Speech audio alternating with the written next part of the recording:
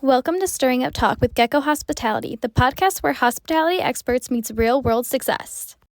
Hi, Marty. How are you? I'm doing great. Morgan, how are you today? Good. I'm so excited to have you on Stirring Up Talk. Can you tell us a Thank little bit you. about yourself? Sure. I've been with Gecko Hospitality for 20 years now. Wow. Have been married for 45 years, actually, which is great. 2 kids, 1 grandchild. Been in the same house for almost 35 years, which is a long time. In our first 10 years of marriage, or 9 years of marriage, we moved 10 times. Being in, in one place for a long time is great. Oh, congratulations. Thanks. All right. The first question of today. You mentioned that Gecko Hospitality has allowed you to achieve a better work-life balance. And how has that impacted your personal life, such as your involvement in the synagogue choirs and Ronald McDonald House charities? Got it. So I was in operations for over 25 years. And when you're in restaurant operations, time is not your own, especially when you're a general manager. You could be called in for any reason. I had late night or early morning calls when the balloons went in front of the motion sensor and I had to run in and meet the police to walk into my restaurant. Wow. Yes, anything can happen that would bring you to the restaurant. My schedule was not predictable. I couldn't make family plans. There were so many things that got lost along the way. So by switching to Gecko, I'm really in control of my hours and in control of what I do and have been able to spend that extra time with my synagogue. And I've been in synagogue choirs now for over 30 years, but my first 10 years was like when I could get away from work to be able to do it. So that's been real rewarding to me.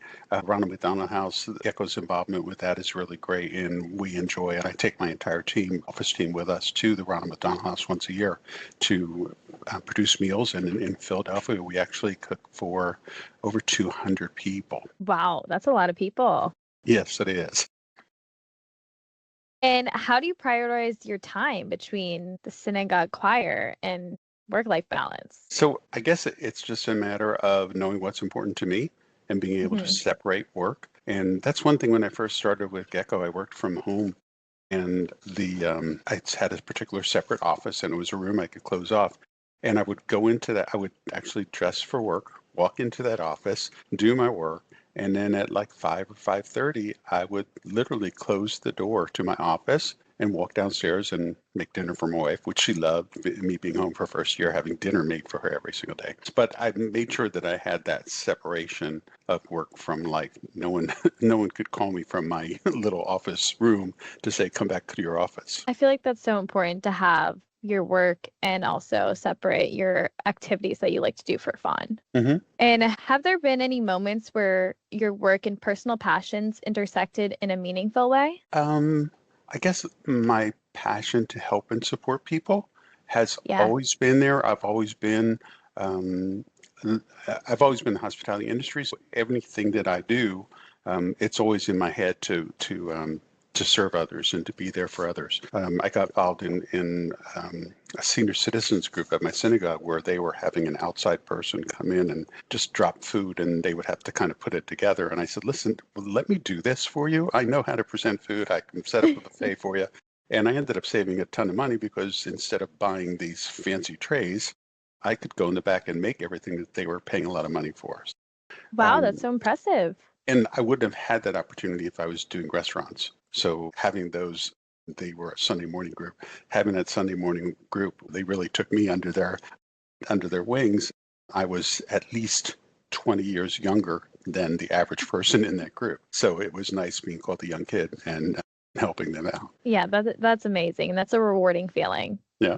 And how do you continue having that passion for hospitality every day? So it has a lot to do with what my role is now as a franchise partner. My role is really now to train and develop the people that I have working for me. And I have a great team that works for me, 5 recruiters now, and they're all doing great. And it's the opportunity for me to kind of work with them and guide them through their career and help them with their career. But also, I think to make sure that they understand the operations side of it, because some are very operations oriented, but sometimes we forget what the operators are doing. So I try to bridge the gap and say, okay, yeah, we're recruiters, but here's the operators and here's what they're going through. And here's why they might be responding in a way that you might not appreciate. Right, of course. And are there any specific habits or routines that help you maintain that? I'm just doing it every day. um, there, Because you they, love it. it's not a habit, really. It's just what I do. It's my life. I appreciate it. I like it. If I didn't like it, I guess I wouldn't be here doing it. With Gecko, I've been doing it for 20 years. So, yeah, if I wasn't doing this, I would find some other way to serve people. Yeah. And I'm not sure what that is yet, but I would find some other way to serve people. I like how you used, I would find another way to serve people. I feel like that is definitely resonating with me and myself. And let's move on to the next topic, Sure. training and mentorship. So training seems to be a reoccurring theme in your career, from opening 12 restaurants to mentoring franchisees. What do you enjoy most about training and mentoring others? I guess is seeing their successes. I've trained people who were very into it and very concerned and wanted to learn everything. And I'm just so psyched by those people because I can work with their energy and help them and bring them along. I've also trained other people who are like, leave me alone. I don't really care. And for those folks, I'm like, I don't understand. If you want to do this, and let's do this, and let me help you, and let's work together. But I've Yeah. had some tremendous successes of people that I've worked with, and you know some of them. Maury is a He's great amazing. mentee of mine. I was able to train him after my first year. I actually started with Gecko training, and he was one of the first people I trained for Gecko. And just seeing his success over the years, and Rhonda's success over the years, and the different recruiters that I've had in my office and seen their growth from the first day that I had them to them doing tremendous careers for themselves. Right. And can you share a memorable moment or a success story from mentoring someone? Probably a bunch of them. I mean, Is there one that sticks out to you? It doesn't have to be in the Gecko world. It could be from the synagogue. Actually, I could kind of go back to when I was a general manager of an Applebee's restaurant. I had an AGM who was working for me. He was a kitchen manager at the time, and I got into the restaurant, and I was new to the restaurant. He was already there, and I just started watching what he was doing, and I would just keep a little 3x5 card and stick it in my pocket. And anytime I saw something that I wanted to question about, I'd write it down. And it bothered him so much that I was writing things down about him. And he said, Really? He said, what's going on? What are you writing? And when I finally sat down with him, I said, Mike, I just want to talk to you about all the things that you do. And we shared all of the physical tasks that he was doing. And I said, how many of these things do you think you could give away? And he said, none of this. I'm in charge. I said, no, actually, your prep guy could do your order, and this one could do that. And we basically took all of those things on that 3x5 card I wrote, and I assigned them to the people that worked for him. And he was like a light bulb went off his head. He goes, well, what am I supposed to do? I said, you're supposed to manage, and that's what you do. And Wow. it was, for him, it changed him completely because he stopped being the kitchen manager with the dirty apron running around like his hair was on fire, to being the manager standing back and watching his team and working with his team to make sure they got better. Wow, that's amazing. You took charge. And he didn't know how to get there. So Yeah. I kind of had to show him how he had to get there. Yeah. And what do you think is the most important quality in a good mentor? Listening and just Listening. hearing where they're at. I could tell all kinds of stories all day, and I could tell all about my 20 years of experience recruiting and my 25 years of experience managing restaurants. But that's not going to help me train and develop somebody. I need to hear where they're at, and I want to be open and available to answer their questions. And I want to, I'm lucky enough to have my recruiters work in our office here, so I hear them on the phone every day, and I learn a lot from them, which it's kind of weird, but I learn more from them than they learn from me. But being able to talk to them and just hear how they're approaching people is just a great way to turn it around and say, wow, I really like the way you said that. Here's another way that we could have done that. Or if someone's having a difficult time with a client, being able to listen to their conversation and then take them aside and say, okay, how can we do that differently? That didn't go right, did it? And that is really a good way by listening. I feel like I can relate to that. I was working at a restaurant myself after college, and I was taking to-go orders. It was my first time ever on the phone. I was stressed out. I was like, am I doing this right?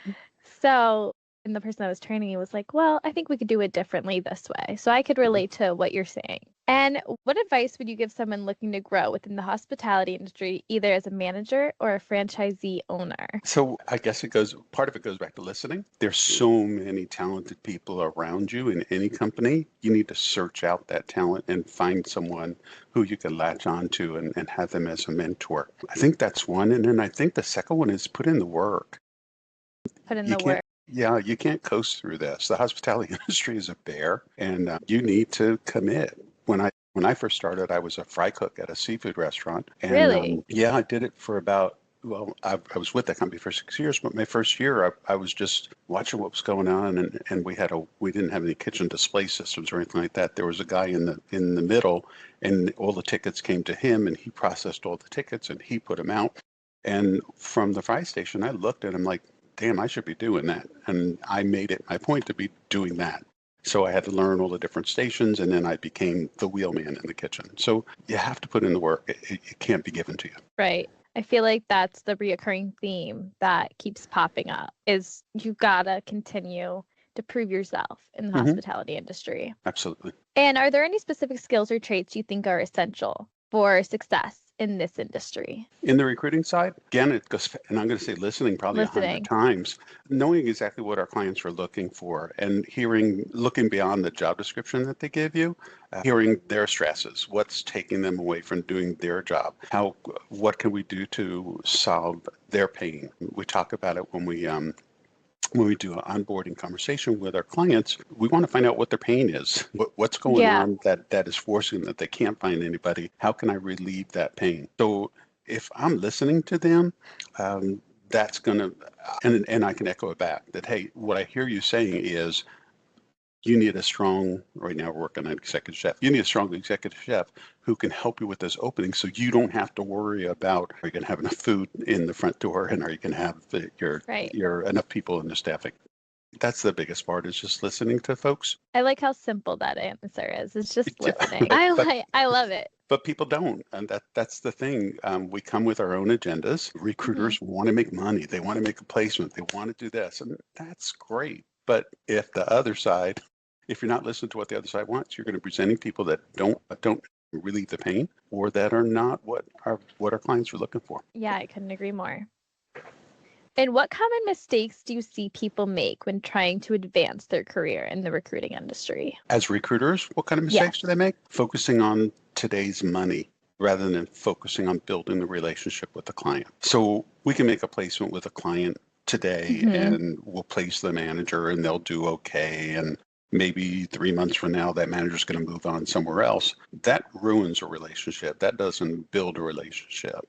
So I think if the recruiters have in their head that, hey, I want to be your partner in the growth of your company and not just fill the spot. One of the companies that I worked with, I started working with them, I guess in my first or second year. I had called on them, tried to see if I could help them, and they told me no 3 times in a row. But then they called me back and said, listen, we have this particular spot. We're having trouble with this particular restaurant. Can you help me find a general manager? So I learned about the restaurant. I talked to the district manager and got them their general manager within 3 weeks. And then he called me up. He said, okay, Marty, thanks. That was great. I'm now going to be opening 5 more restaurants. Here's the order that they're going to open. I need this person, this person. And we put together a timeline for the next 5 restaurants of when I needed to have their general manager, their assistant general manager, and their line managers for 5 new openings. And I was their guy. That's impressive. And at one point of 27 restaurants, 75% were managers from get-go, from myself and other partners. Wow, good for you, Marty. So it wasn't about filling that GM spot. That wasn't important to me. It was being their Keeping partner. Yeah. I feel like that's also why I keep seeing ongoing themes of relationships as well. Yeah. All right, you ready for our next topic? Industry insights and leadership. You've conducted webinars on hiring, retention, and recruiting during COVID.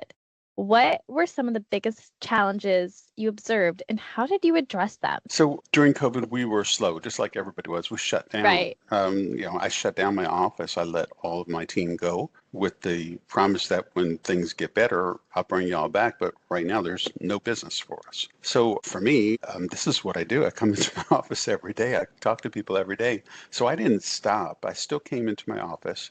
I still called some of my clients. I still did interviews with candidates and said, listen, you and I both know there's no jobs right now, but this is going to be over at some point and everybody's going to need some folks. So let me find out about you. And then when the dust clears, we'll be able to go and get you into the hiring thing.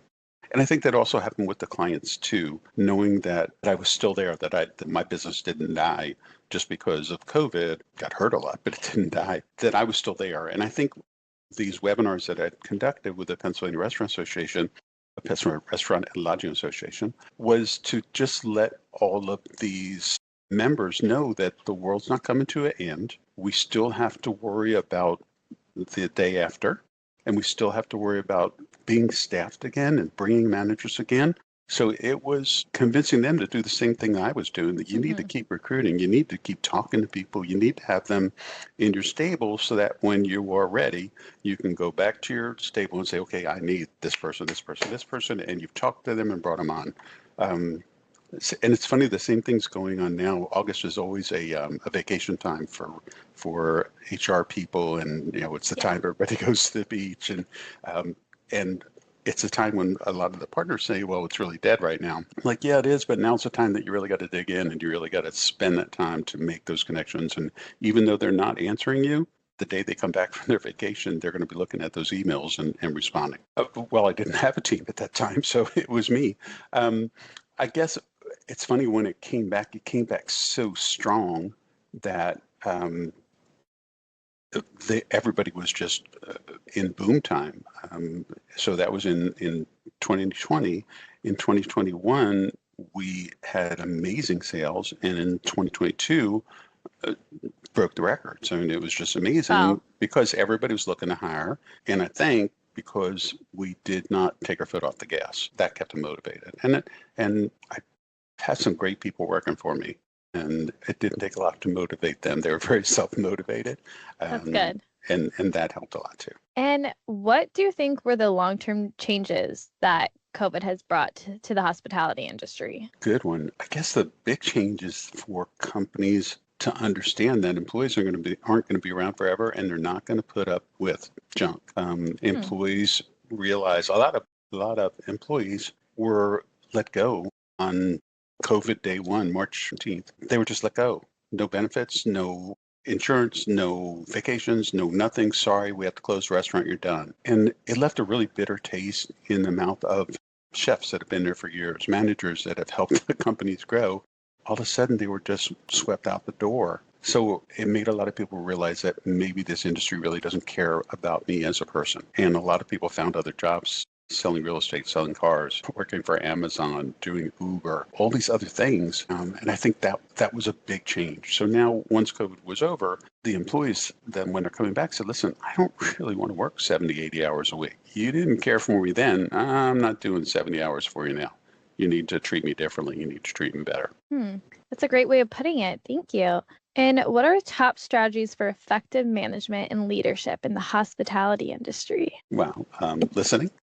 Yeah. Yeah, I can't, it's so true. You can't be a leader if you don't have people that are willing to listen to what you have to say. And second, you can't be a leader if you're not listening to what your people have to say. So it's funny that it's just that simple. And in my career, in my earlier career, when I was managing restaurants, I was not a good listener at all. I was barking commands. I was do this, do that. I was not that person. So luckily had some great changes and great people over the years who have kind of slapped me upside the head and said, there's a different way. That's a great way of just putting it and how you changed over time. Yeah, one of the things that I did 14 years in, found a business coach. And here I was successful. 14 years in recruiting business and so many years before in hospitality. And I was just looking at my business and saying, okay, where am I? Is this who I am? Is this where my business is going to stay? And I sought out a business coach who actually had restaurant experience before we went into coaching the industry. And it was just a great way for me to find out about me and have someone outside kind of question you. And the first thing we talked about is, what's your why? From Simon Sinek. And I'd never been asked that before. So we talked, and luckily there were two people. Ed Dougherty was my coach, and then Maria was also there. And Maria, she just said to me, Marty, whenever you respond, do you realize how mechanical you respond? I said, No, what do you mean? And she goes, well, when you write an email, do you say hello first or you just get right to the gist? I said, I just get right to the gist. I'm not saying hello. She goes, yeah. How do you think that makes people feel? And I'm like, damn. Now, every time I write an email, Maria is in my head and I go back and check the first line to make sure that there was something in there that made it personable, that made them want to talk to me. You never stop learning. You have to find ways to challenge yourself. The business coach for me was an amazing change for me. That's great. And how would you say you handle difficult situations or conflicts with your team? Listening.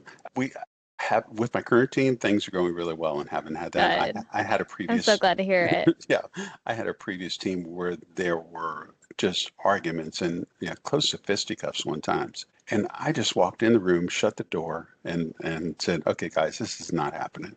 You either need to learn how to live together or you're both fired. Figure it out because I'm not listening to this stuff anymore. You're acting like a bunch of little children. And I walked out, shut the door. 10 minutes later, they both came out and said, can we talk to you? I said, sure. So I walked in the room and we figured out how to resolve the problem that they were having between the two of them.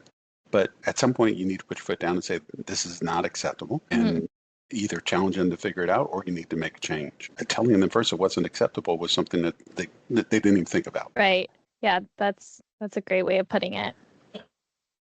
All right. Ready to get to memorable stories? Sure. So you shared a story about helping Joe navigate his career and placing him in multiple roles. What does the story mean to you and how does it reflect the values of Gecko Hospitality? Sure. I think that the big thing about Joe, and I still talk with Joe, and I placed him in his last job, and he's very happy there. He's ecstatic. Good. Really great. So glad to hear it. I've placed him 3 times over his career or 4 times over the career, and each time it was a step up.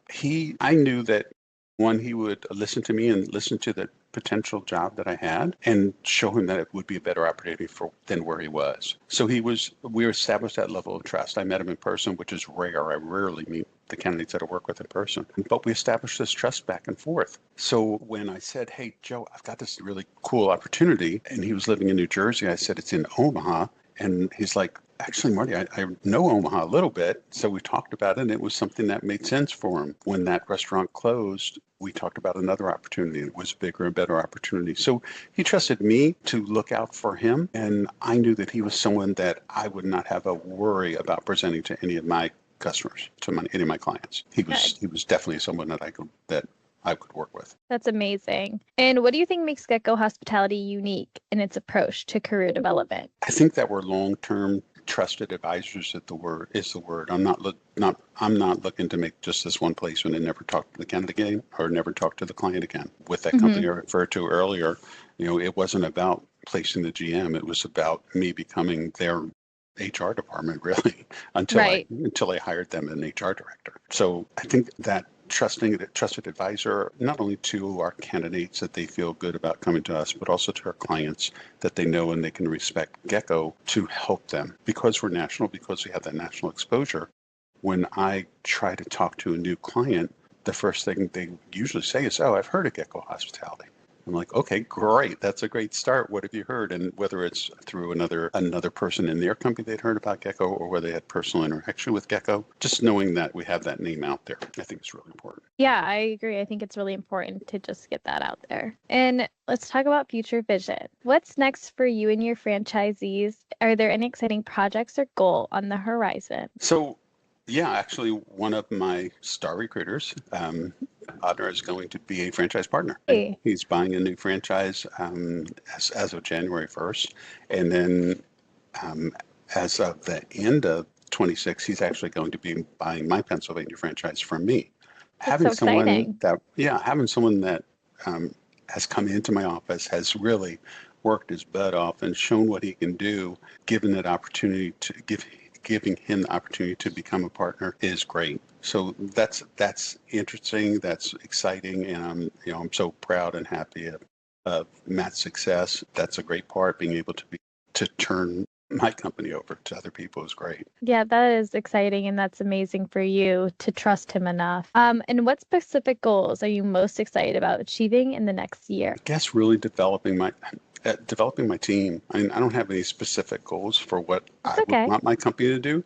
I really want to develop the newest hire, Maria, who's doing my hotel division in Colorado, and I really want to work with her and be able to make the Colorado Hospitality Division a successful franchise. I want to work and make sure that when Matt leaves and we have Pennsylvania to my other recruiter, Nate, who's doing a really great job, I want to make sure that Nate is able to handle everything that's going to go on and be there for him and hopefully get him as successful as Matt has been in Matt's career. Good. I'm so glad to hear it. And I love to ask this question. Sure. If you could give one piece of advice to your younger self when you were just starting out in hospitality, what would it be? What do you think it would be? Listening. Listening, exactly. My first restaurant group that I was in, the owner of the company, who I got to know personally, was very dogmatic, and he would yell and scream, and people feared him.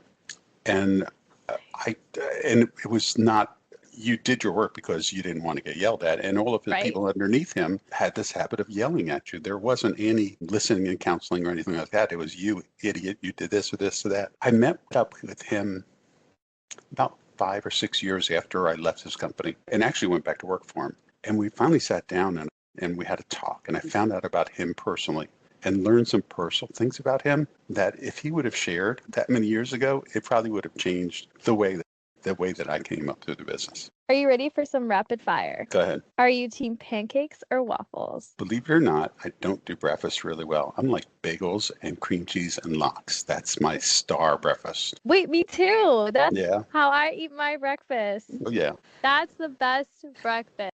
A slice of red onion and maybe a little Yes. capers would be all about it. But yeah, bagels, I cream do cheese, and lox. I do a little capers too and some iced coffee. Yeah, I'm not a coffee person, but bagels, yeah. Pancakes, waffles, too much work and no enjoyment for it. Yeah, I get that. All right, reality TV drama or a funny sitcom to unwind? Sitcom. I love a sitcom. Beach day or movie marathon? Movie marathon. Beaches to me are just boring. I mean, they're nice to sit there, but I can't just sit still for that long. A movie marathon, I can be engaged. Sitting still and watching the ocean doesn't really help. I get it. Pineapple on pizza, yes or no? No way. Not at Yeah, all. no. There's no reason for that. No, it's crazy. And why do you love Gecko Hospitality? So Gecko gave me gave me my life back, if that sounds a little bit weird. When I started No, with I get Gecko, I was actually fired from a restaurant group, and I went to a Gecko recruiter and said, "Hey, I need a job." And he got me into like 3 interviews right away. And each of the interviews after it was done, he said, "Is this really what you want to do with your life?" I'm like, "Well, what are you talking about?" He goes, "Well, what about doing something like recruiting?" And I really didn't even understand what that meant. So he explained it to me, and I'm like, hold on a second. You mean I don't have to work every Friday and Saturday night? I don't have to do this. I don't have to do that. And it kind of made more and more sense. So once I started with Gecko, Saturday nights at our house, I would just walk around like not knowing what to do because I've never not worked a Saturday night in like 25 years. So my wife Jill finally said, "What's the matter?" I said, "I just don't know what to do." And she says, "Well, you know what a lot of people do on Saturday nights?" I said, "What?" She goes, "They go out to dinner at restaurants." So Saturday night became our date night for like 20 years. I just had not thought about going out to dinner on a Saturday night. So it gave me my life back. Is probably the best way to say I'm it. so glad to hear that. Yep. Well, thank you, Marty, for coming on Stirring Yet Talk. I really appreciate it. No problem. I like this idea. This is really cool. Thank you. All right.